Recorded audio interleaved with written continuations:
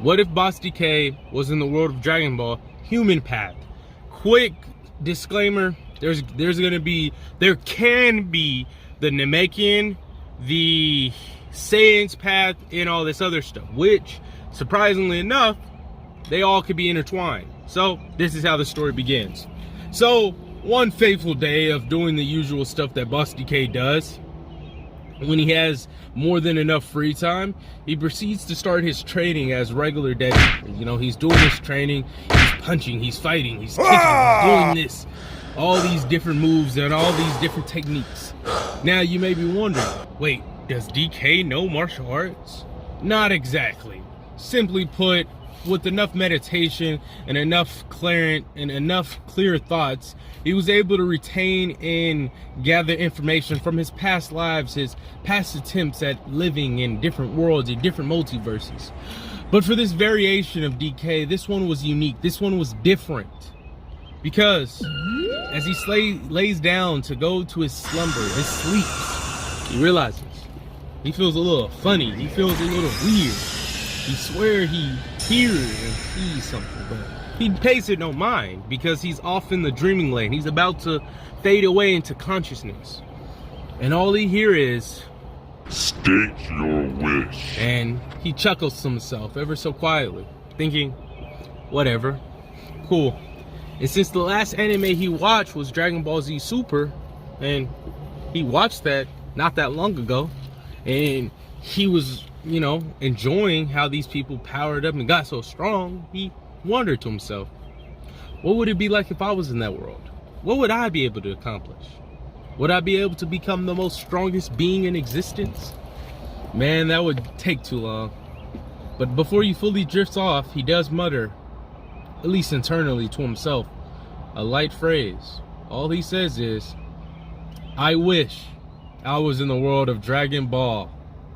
But he didn't realize what that wish entailed, because all he could hear is, your wish has been granted until the next summoning. So after that happens, he goes to sleep like normal.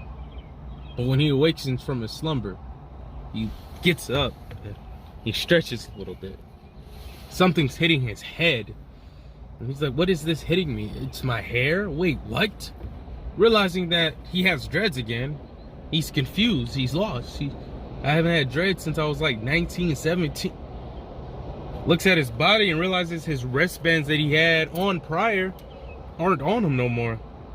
As he looks around this new landscape, smells the air, he has an idea. He doesn't think it's gonna work, but with DK's minimum knowledge, with DK's extensive knowledge of chi control, he decides to start harnessing and focusing his chi, knowing how to use it more properly than he did in years passing. As he begins to slowly do it and knows how to power up, but only to an extent level, he begins. All you can hear is, ha, ha, and then he sees it. Bim! His orb flares up, and then he realizes something. He's using chi for the first time in what feels like forever. But he realizes something. He's in clothes that he's worn in years. Shorts. He doesn't have his phone on him no more. He doesn't have any items. The only item that was brought with him was his bow staff. And then he realizes, oh, where am I? He looks around the surrounding. And he begins to start trying to walk, but he realizes he's flying. Not very high, but only a few feet off the ground. And he's quite impressed with himself. He's like, how? How did I?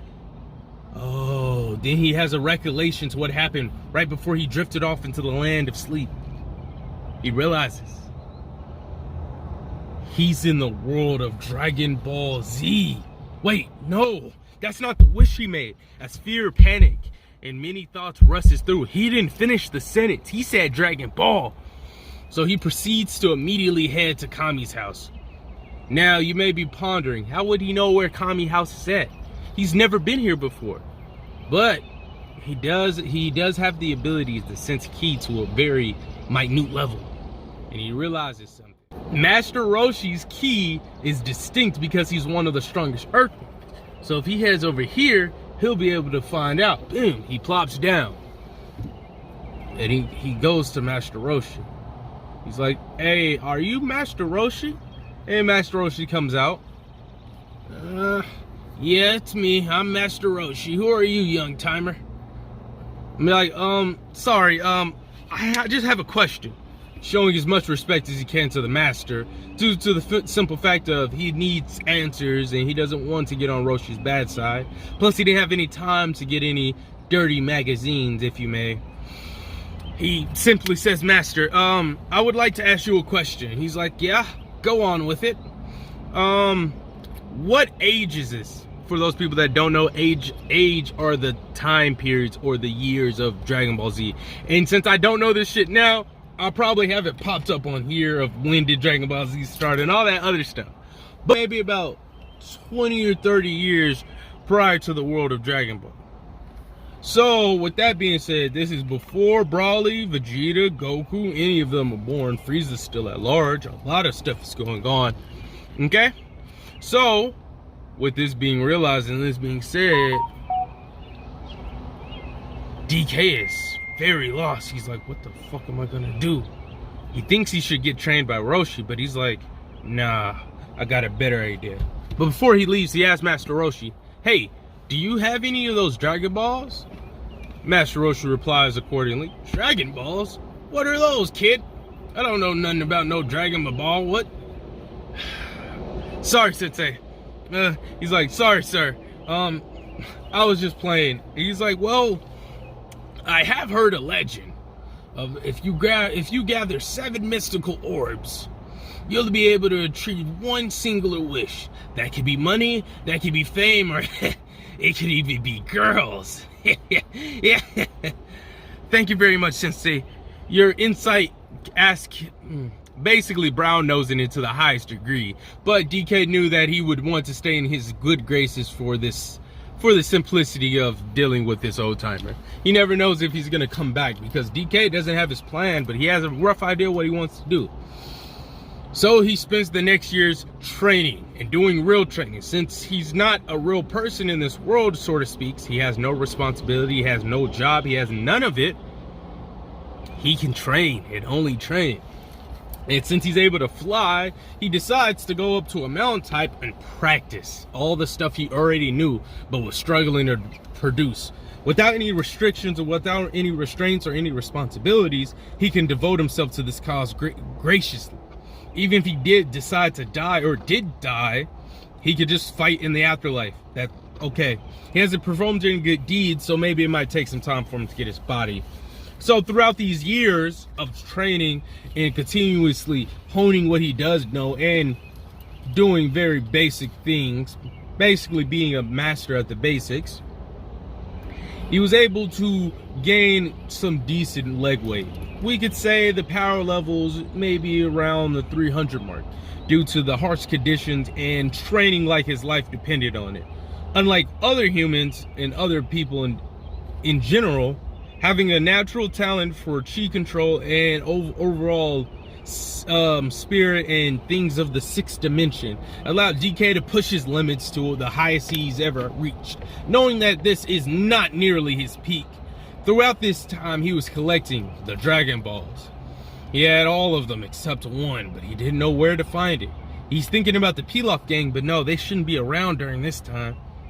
He started thinking about all the other variables that could be at play, but no, there can't be nothing. As he goes to his wooden cabin house and he's sitting there meditating, thinking, using his foresight, one of the abilities he had prior to being transported to the world of Dragon Ball Z, he decides to concentrate. And since he's able to use ki and harness it to such a high degree, he decides that he should just go ahead and try to see if he can find it without actually finding it. Concentrating, thinking about it, and then he sees it. He knows exactly where he needs to go. He blasts off as fast as his body will allow him, speeding off as quick as he can. Eventually he finds it. It's underwater, and he's like, yes! He finds the last Dragon Ball. He basically goes back to where he was originally, plops down, gather this orbs. And then he's like, all right, I hope this works. I've seen enough Dragon Ball for this. Shenron, I summon you. Grant my wish. It appears. DK is actually taken back. Tears are welling up in his eyes, thinking, it took 20 years. 20 long years. Now, the real question is what DK would wish for. What would he do? Is he gonna wish for immortality? Is he gonna wish to become a Saiyan? Well, maybe in an alternate what if this would be the wish. Or maybe the wish to become a Namekian. State your wish. But DK has more malevolent, more interesting ideas. But as everything pans to black, DK makes one singular wish, stating this and this only. Dragon, grant my wish!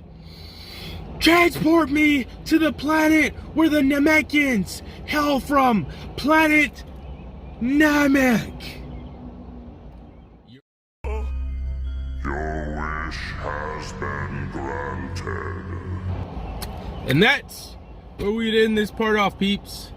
If you like it, sub, do all the YouTube stuff.